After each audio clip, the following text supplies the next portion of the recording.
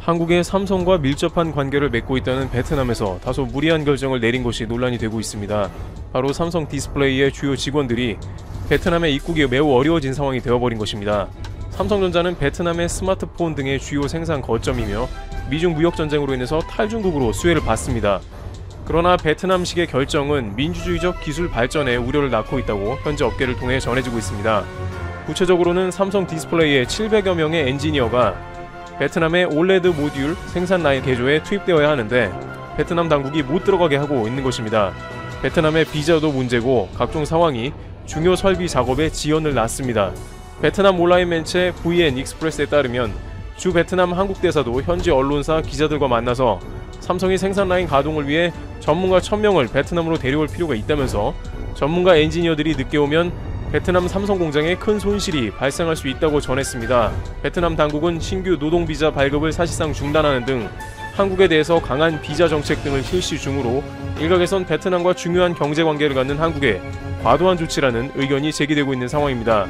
또한 이 삼성 디스플레이 라인 지연은 스마트폰 신제품 생산을 비롯해서 고객사의 제품 생산에 큰 차질을 빚을 수도 있습니다. 또한 베트남의 경제에 악영향을 주는 것은 말할 필요도 없다고 전해집니다.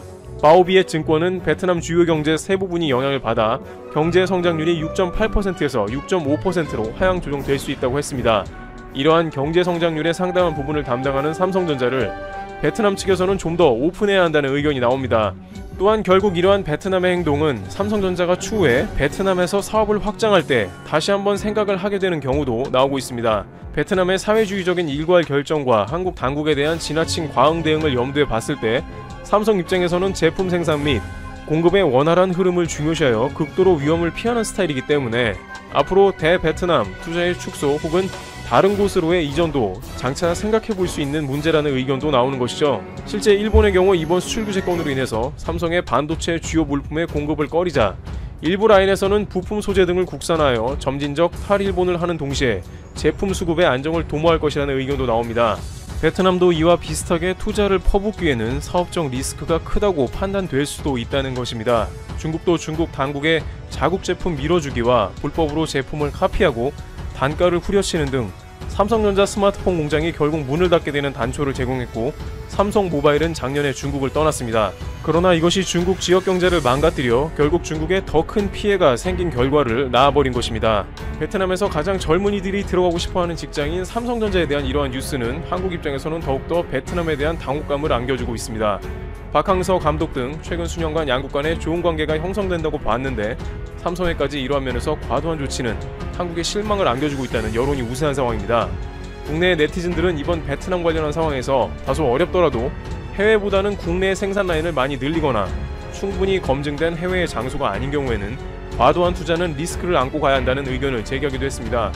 국내 여론도 이번 베트남의 한국에 대한 조치를 통해서 한국이 베트남의 사업을 확장하는 것에 대해 물음표가 떠올랐다며 다양한 위험이 도사리는 글로벌 시대에 특정 국가에 올인하는 것보다 분산 투자하자는 목소리가 나옵니다.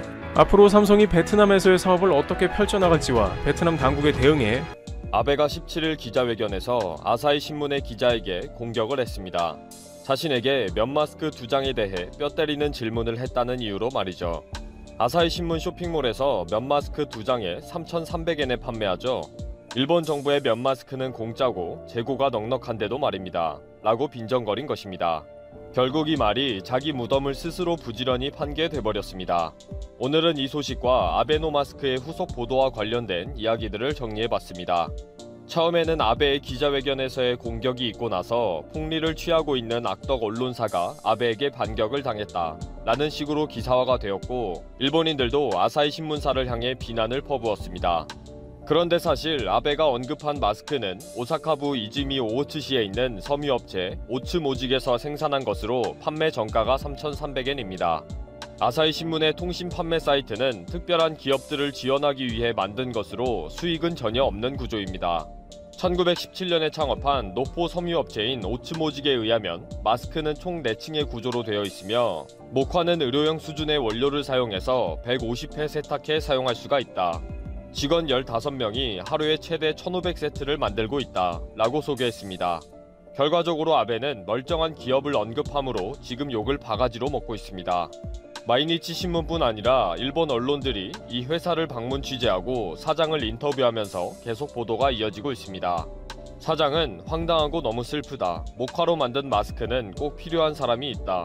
아베에 의해 악덕 기업이 되었다. 라고 말했습니다.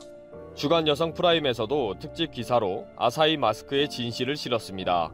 아베의 실언으로 창업 103년이 된 특별한 기업이 곤경에 처했는데 진실은 전혀 다르다는 것입니다.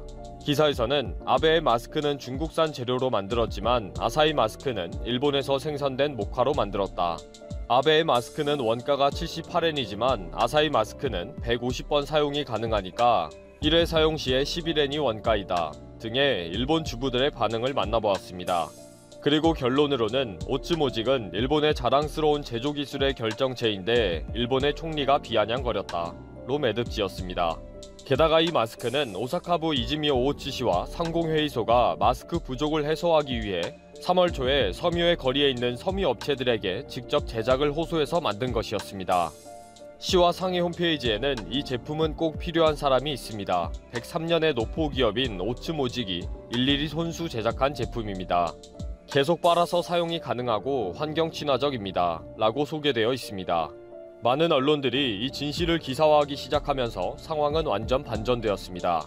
마이니치 신문은 관련 기사를 트위터에 진실은 이렇다로 트윗을 올렸고 몇천 개의 댓글이 달리면서 아사히 신문은 악덕 기업이다 라고 말도 안 되는 공격을 한 아베를 조롱하고 있습니다. 최근 아베의 활약으로 자기 스스로 조롱거리가 되는 상황이 연속되고 있으니 일본인들의 글솜씨도 날로 좋아지고 있습니다. 전국에 보낸 아베노 마스크가 머리카락과 벌레들이 들어가 있으며 때가 묻어 불결하기까지 하다는 신고가 계속 보도가 되고 있습니다. 게다가 복지시설과 독거노인들에게 보낸 아베노 마스크는 더 문제가 되고 있습니다. 너무 작은 데다가 머리카락 등이 들어가 있는 것은 여전한데 이들이 느끼는 모멸감과 당황스러움은 몇 배인 것 같습니다. 이 마이니치 신문에서는 급식 마스크라는 표현까지 사용하고 있습니다. 실제 C19 대비용이라고 볼 수가 없다는 거죠. 또 임산부용으로 특별히 만들었다는 아베노 마스크는 온갖 더러운 것들이 다 들어가 있고 포장 용지에는 벌레까지 있어서 반품 처리되기도 했습니다. 후생노동성에는 몇천 장의 마스크가 돌아왔다고 발표까지 했습니다. 아베노 마스크가 각 가정에 배달이 되면서 계속 인증이 올라오고 있습니다. 학교에서 받아왔는데 머리카락이 들어있네요 라고 확인시켜주기도 하고 일반 마스크보다 너무 작아서 코와 턱이 다 삐져나온다. 한번 빨았더니 이렇게 줄었어요. 이제 어떻게 해야 하나요? 학교에서 학생들에게 배부하기 전에 이물질을 다 빼느라고 고생했는데 25% 정도가 더러워요. 사이즈가 워낙 작아서 이런 트윗이 의외로 많이 올라왔습니다. 너무 작아서 2장을 이어붙였어요. 아베 마스크 사용법입니다. 아베 마스크를 이어붙일 때에는 다른 천을 갖다 대야 합니다. 지금 현재 시간에도 아베를 조롱하는 트윗이 계속 올라오고 있습니다. 아사히 신문사 공격하다가 자기 무덤을 자기가 판 아베는 지금도 일본 국민들의 조롱거리가 되고 있습니다. 일본은 아베 때문에 심심하지 않아서 좋겠습니다. 한국 해군이 장거리 순항 미사일과 탄도미사일을 탑재한 잠수함을 손에 넣으면 한국 해군 잠수함은 일본을 공격할 수 있는 능력을 손에 넣게 된다고 우려했습니다. 한국 해군 잠수함의 대일 공격 태세 시뮬레이션을 해보면 한국은 일본 전역에 장거리 순항 미사일과 탄도미사일을 발사하는 것이 가능해진다는 것입니다.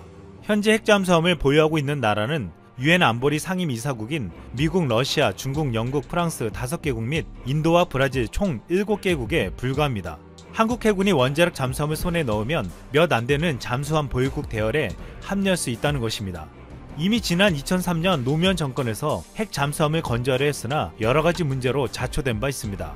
하지만 최근 북한의 SLBM 위협이 점점 심해지고 있고 이에 대응하기 위해 한국이 핵 추진 잠수함 전력 등을 갖춰야 한다는 주장이 강해지고 있습니다.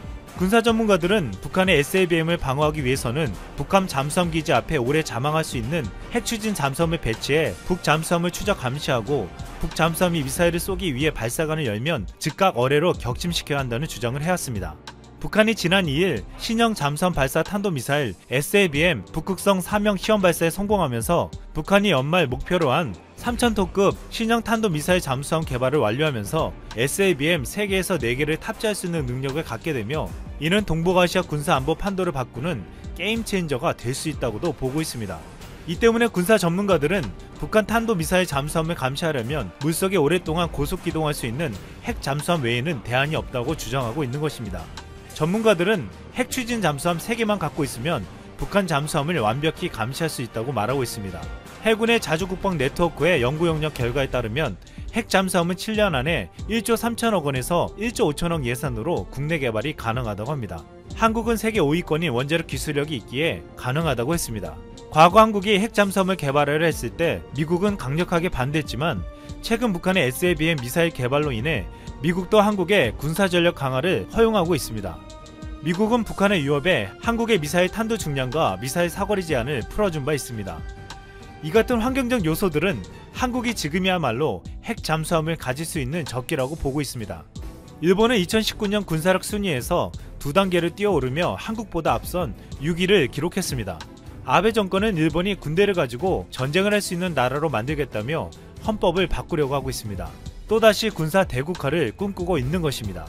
하지만 한국이 자신들이 가지지 못한 핵추진 잠수함을 갖겠다고 하자 부러워하며 불안감을 표출하고 있습니다. 아직까지 일본은 독도를 자신들의 땅이라고 우기고 있고 한국과 추후에 바다에서 충돌할 여지가 있기 때문입니다. 한국은 핵 잠수함을 북한의 위협 때문에 가지려고 하고 있지만 일본은 우리의 핵 잠수함 보유로 스스로 위협을 느끼고 있는 상황이 되었습니다.